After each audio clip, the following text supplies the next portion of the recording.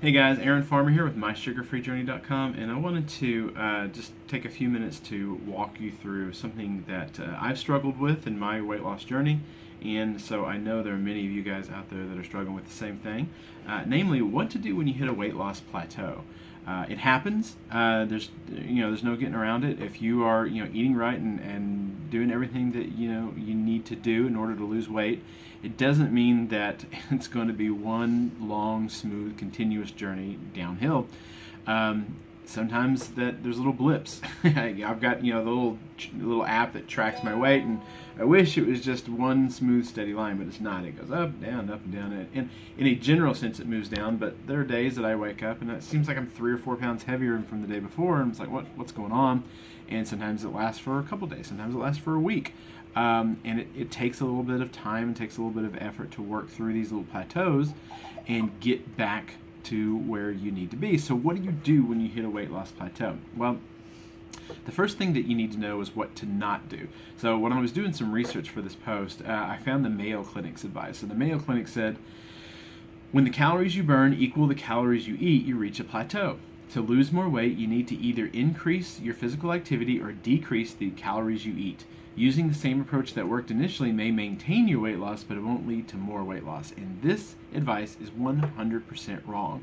Your body is far more complex than some simple machine where if you put a gallon of gas in a car, it'll go however far a gallon of gas will take it. That's just not how your body works. It doesn't work in a calorie in, calorie out paradigm. Your body reacts different ways to different foods, and some foods, in the calorie doesn't matter. If you eat say 1,500 calories of fat, your body will react differently than if you eat 1,500 calories of a carb. It's the same caloric intake, but your body reacts in different ways. And generally, 1,500 calories of fat will help you to lose weight, and 1,500 calories of carbs will help you to gain weight. It's because weight loss isn't a calorie issue; it's a hormone issue. Your body, the amount of weight that your body packs on, it has to do with your hormones, and primarily the hormone insulin.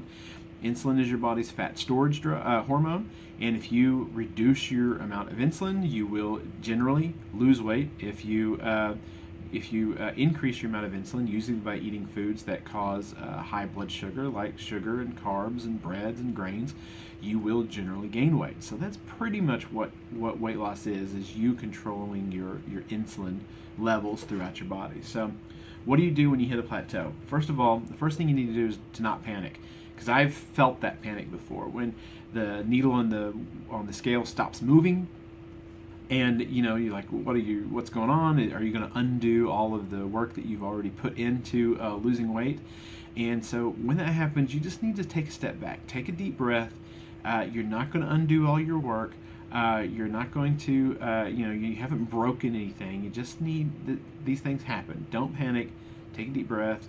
Give it, a couple days, maybe a week, and see that the weight loss doesn't start back up when you follow the other steps that we're going to talk about.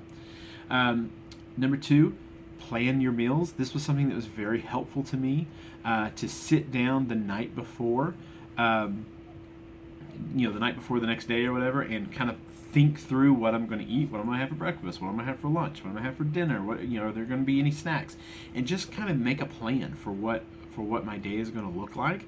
And then you can look at it and see, is this enough food? Am I eating too much? Am I making sure that I'm not eating simple carbs? I'm not eating sugar. Am I avoiding these things? And even down to what you're going to drink, whether it be coffee or tea or whatever. That are you going to put a sweetener in it? Just get down to the nitty gritty, and then look at what you're planning on eating, and look and see if there are any issues that jump out at you. And it's very helpful to see that information in one place, and to not just go into the next day blind, to actually have a plan for what you're going to put in your mouth and what you're going to put in your body. It's very, very helpful to have a plan before you hit the next day. And then the night before, you can look and make sure you have all the food that you need. Do you have, if you're making a lunch to go to work, do you have clean Tupperware to take it with you? Those are the important questions that need to be answered the night before, and they can be answered pretty easily if you make a plan. Also, check your water intake. So this is step 3, check your water intake. Especially in the early days of cutting out carbs, Once your body burns through your glycogen stores, that glycogen is stored in the muscle and it's stored in water. So once you stop refilling your glycogen stores because you're not eating carbs or sugar anymore, your body dumps out the sugar the glycogen. I'm sorry, your body dumps out the water that the glycogen was stored in your muscles, and sometimes you have to go to the bathroom like 7 or 8 times in a couple days, in one day, when you're just starting out low carb, high fat. That's a good thing. That's a great thing. But you need to replenish that water. There's a lot of biological processes that go into losing weight, and a lot of them, in fact, maybe all of them, require water. You're going to lose weight in a combination of 4 different ways. You're going to lose it in your urine. You're going to lose it through your bowels. You're going to lose it through your skin, and you're going to lose it through exhalation. Actually, exhalation is that's the big one. That's where most of your weight is lost, is when you exhale. So all of those processes require water to work efficiently. So drink more water. Make sure that you're not thirsty, and that your body's well hydrated, especially in the early days, and especially when you hit a plateau, because a plateau may be a sign that your body is missing something that it needs in order to continue the work that it needs to do in order to lose weight. And a lot of times what it's missing is just water, which is, water's plentiful, it's easy to come by. Go get yourself some water, drink some water, and see if that doesn't help. Number 4, track your food intake and weight loss. So this actually goes along with what I mentioned before about making a plan. So you sit down the night before, you make a plan for the next day, and then as you go through the day, maybe you have an app that tracks the food that you're actually eating, and then once the day is over, go back and compare what you ate with what you planned to eat. Did they line up? Did you cheat? Why? Were you hungry? Was there a struggle? And you can begin to kind of take note of how your body's reacting to different foods. And then the next morning, you can weigh yourself. I think it's important to weigh yourself every day. And you can, the next morning, weigh yourself and then compare your weight loss, or maybe a weight loss plateau or something like that, with what you actually ate. And you can begin to find out that you might be sensitive to certain foods. Like for me, I found out that I'm very, very sensitive to corn. Like I just can't eat corn. If I eat corn, and it doesn't matter if it's corn on the cob or corn chip or corn tortilla, if I eat corn, my weight loss is done for a couple days. And that's just how my body works.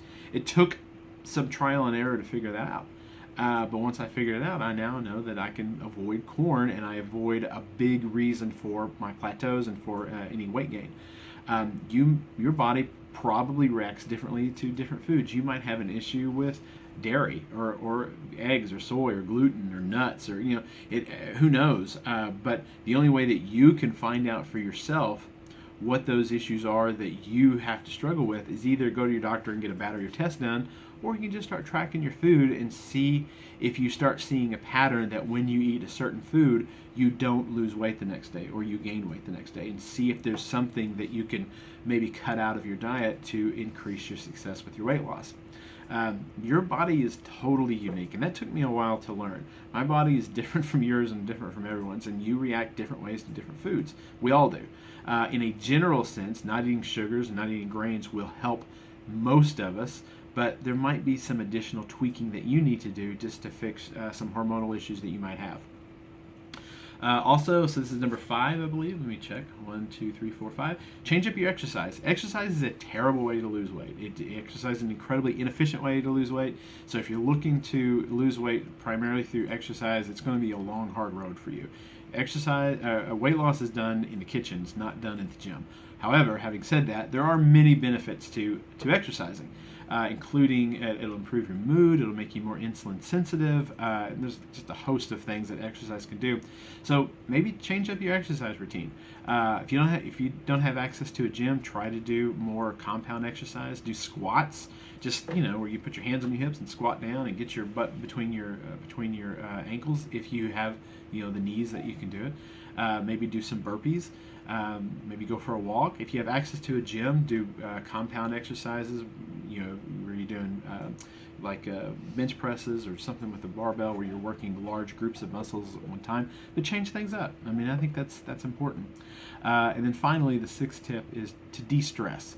So cortisol is your body's response to stress. That's your body's stress hormone. which is great when you need it to because you're getting chased by a lion. But most of us have elevated cortisol levels every day because we're constantly under some level of stress. Cortisol is a weight loss killer. And number one, it causes cravings. So if you ever have a craving, when you're under stress and you think, I just want to go home and have a pint of ice cream. Well, that's the cortisol talking. So it causes, it wrecks your efforts at weight loss by causing these cravings. And also, the other thing that it does is it directs your body to store the weight, the extra fat, in the worst place possible, namely around your midsection, because cortisol wants the fat next to your liver in case you need a quick burst of energy to climb up a tree to get away from a lion or whatever, but which was great 10,000 years ago, but nowadays there's not a whole lot of lions on the streets. But still, that cortisol does the same thing it did thousands of years ago. So do something to de-stress, whether that be yoga, whether that be deep breaths, whether that be meditation. Maybe just go outside and walk in the sunshine. Something, do something in order to de-stress and lose some of that cortisol, lower your cortisol levels. So hopefully you found this interesting. Please feel free to share this. And whoops, we had something going on over there. Please feel free to share this, and I appreciate it, guys. We'll talk to you later.